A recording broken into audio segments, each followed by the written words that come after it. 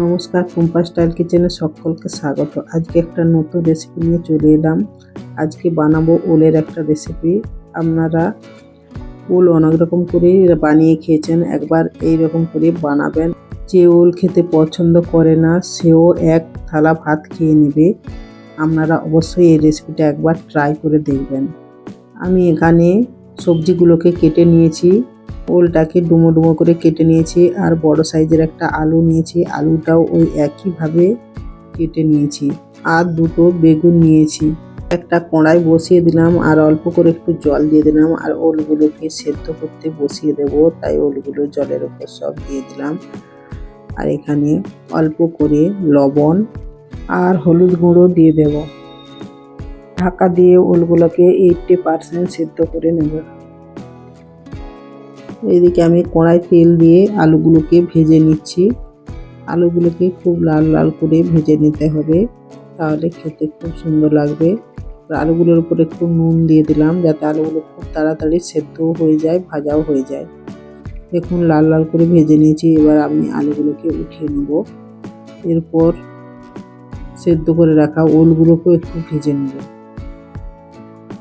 ওলগুলোকে বেশি ভাজবো না, তাহলে কড়াই চিটিয়ে যাবে। একটু ভেজে নেব লাল করে। দেখুন ওলগুলো ভাজা হয়ে গেছে, এবার আমি তুলে নিচ্ছি। এবার আমি বেগুনগুলোকেও ভেজে নেব। বেগুনগুলো ভাজতে খুব একটা বেশি টাইম লাগে না, অল্পতে হয়ে যায়। তো বেগুনগুলো সব দিয়ে আমি চাপা দিয়ে দিলাম খুব তাড়াতাড়ি ভাজা হওয়ার জন্য। চাপাটা খুলে আবার একটু নেড়ে দিলাম। এবার একটু হলুদ গুঁড়ো আর একটু নুন দিয়ে দেবো, দিয়ে খুব ভালো করে ভেজে নেব।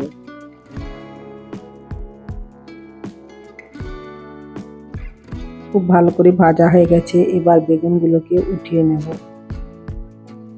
আর ওই তেলের মধ্যে মশলাটা কষিয়ে নেব, তাই দুটো তেজপাতা, দুটো শুকনো লঙ্কা আর একটু পাঁচফোড়ন দিয়ে দিলাম। আর ওর ওপরে পেঁয়াজগুলো দিয়ে দিলাম। ভালো করে পেঁয়াজগুলোকে একটু ভেজে নেব। এরপর আদা রসুন বাটাটাও দিয়ে দিলাম। এইটাকেও একটু ভালোভাবে ভেজে নিতে হবে। তারপর হলদি গুঁড়ো, জিরে গুঁড়ো, লঙ্কা গুঁড়ো আর একটু ধনিয়া গুঁড়ো সবগুলোকে ভালো করে একটু নেড়ে জল দিয়ে খুব ভালোভাবে কষিয়ে নিতে হবে। যতক্ষণ না মশলা থেকে তেল ছাড়ছে ততক্ষণ খুব ভালোভাবে কষিয়ে নিতে হবে। দেখুন কালারটা অনেক সুন্দর এসেছে আর তেলও ছিঁড়ে এসেছে। এবার বেগুনগুলোকে ওর উপর দিয়ে দেবো। বেগুনগুলোকে খুব ভালো করে একটু ওর সঙ্গে মিশিয়ে কষিয়ে নেব।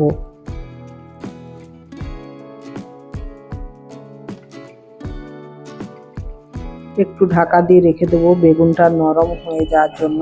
দেখুন খুব সুন্দরভাবে নরমও হয়ে গেছে আর খুব সুন্দর তেলও বেরিয়ে এসেছে। এবার আবারও ভালোভাবে নেড়ে মিশিয়ে নেব। এরপর সেদ্ধ করে রাখা ওলগুলোকে দিয়ে দেবো আর ভেজে রাখা আলুগুলোকেও ওর সঙ্গে দিয়ে দিলাম। ভালোভাবে কষাতে হবে, খুব ভালো করে নেড়ে চেড়ে কষিয়ে নেব খুব ভালোভাবে।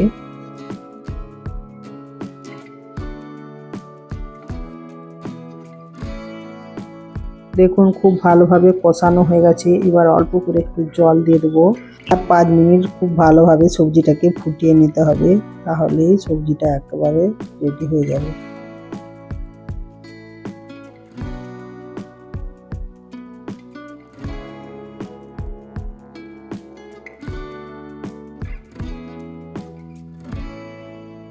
5 মিনিট পর সবজিটা দেখুন কত সুন্দর কালার এসেছে আর পুরোপুরি সবজিটা রেডি হয়ে গেছে। দেখুন কত সুন্দর হয়েছে। আপনারা একবার অবশ্যই ট্রাই করে দেখবেন রেসিপিটা কেমন লাগে। দেখুন কালারটাও খুব সুন্দর হয়েছে, খেতেও অসাধারণ লাগবে। যদি ভিডিওটি ভালো লাগে তাহলে লাইক কমেন্ট শেয়ার করবেন আর অবশ্যই একটা সাবস্ক্রাইব করে দেবেন আর নোটিফিকেশনের বেল আইকনটা অল করে রাখবেন, যাতে ভিডিও ছাড়ার সঙ্গে সঙ্গে আপনাদের কাছে পৌঁছে যায়। এই রেসিপিটি গরম ভাতের সঙ্গে দুর্দান্ত লাগে, তাই আপনারা একবার অবশ্যই ট্রাই করে দেখবেন, খুব সুন্দর লাগবে। একবার বানিয়ে খেলে এর স্বাদ ভুলতে পারবে না।